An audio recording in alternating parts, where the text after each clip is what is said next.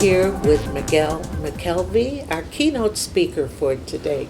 Good morning. Hello, nice to meet you. You too. Now, tell us about your company, the name of it, and where it's located, or Yeah, how so it's branched out. WeWork is located in New York. Our home is there, but we now have about 56 locations in, I think, 16 cities across the world. So it's called WeWork, and it's a. Can you explain it a little Yeah, more? it's a collection of things, but the fundamental thing is workspace for small businesses, entrepreneurs, and startups. And we define small business as really anyone who's doing something unique and interesting, and really that they're following their passion for business, doing something that they love to do, and we want to empower them on that journey. So how have you enjoyed the symposium so far? It's been great, getting out of the day-to-day and getting exposed to new ideas is always an awesome thing, because I think when you're working hard, when you have a startup and you're nonstop all the time, you don't get many opportunities to shift your thinking and see things from a different perspective. Right. You're in New York, and you've been in New York for how long? I've been in New York for about 11 years, and WeWork has been around for 5 years now. And if you had anything you could change in New York, one thing that you could make better, what would it be?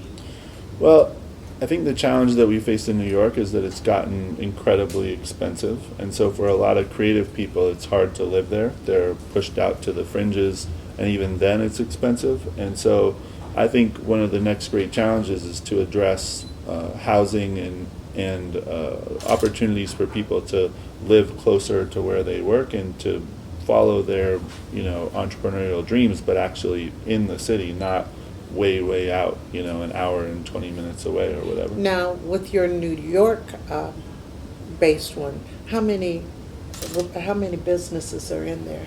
So we actually have 19 locations in New York. Oh, 19. We have about 8,000 people, I think. So it's quite a few different kinds of businesses of all sizes. So we have people who are just one person with an idea, and we've got companies as large as 100 people who are more established. So it's a really diverse range. The great thing is that it's very diverse in industry, in age, and we actually have, I believe it's something like 44% women in our community, which is really great in a small business environment, uncommon compared to many sort of incubators, which traditionally are focused on tech, for example. So we have great balance and great diversity. How long do people generally stay there? There's no program, so they Okay. can stay. We have some people have been with us for 5 years from the beginning, and some people who use it as more of a temporary, Launching pad? as a launching pad, and then move on to something else. We also have a lot of people who are doing project-based work, so they know that they're doing something specific for 6 months, and so they use it for that time. So you've made the rates affordable. Yeah, they're affordable from the standpoint of, definitely from the standpoint of flexibility and from the overall collection of benefits that you get, which go far beyond the workspace. There's many different ways that, we can help your business succeed. Well, besides your business, do you see any other business that could help business people in urban areas? So my previous, life was working with a retail business that had a really big rollout. And I saw the effect there of the impact that, retail has on urban areas. And I think there's so many great... What is that? What effect is that? Well, so for a lot of cities, what sort of is the symbolic nature or the symbolic element that makes it feel downtrodden is like closed storefronts, Right. And so a lot of times you see, people feel hopeless because they're walking down the street or driving down the street and everything is closed.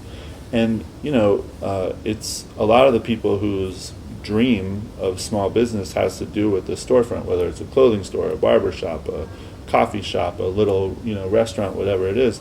But those businesses are really, really hard. Those are Right. difficult businesses to run.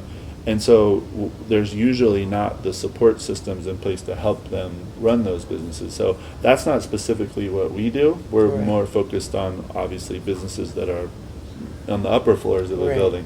But we would love to see there be more support for the education, for the support systems that help people people who start those businesses often put their whole life savings on the line. Yes, they do. If they fail, that's a major disaster in their life. So, restructuring leasing for spaces like that, for example. Like if you have to sign a 5-year lease, you're on the hook in a way that's really challenging. If you have more flexibility in that solution, for example, that would be empowering to someone to start in a Quick different question: way. Are there any resources for those people who are starting their businesses, say their startup? Do they have access to resources that can give them information about what they're doing in a business? A lot of people have great ideas and they have great creativity and could have something that works, but it's about that, not making those mistakes. So one of the things that we found, and I was the same way when I was a kid, right? Like if someone gave me a model, like of a car, I wanted to like figure out how to build it without reading the instructions. People have a very short span of attention for, say, a guide to starting your business or whatever, in a 100-page document or whatever it might be.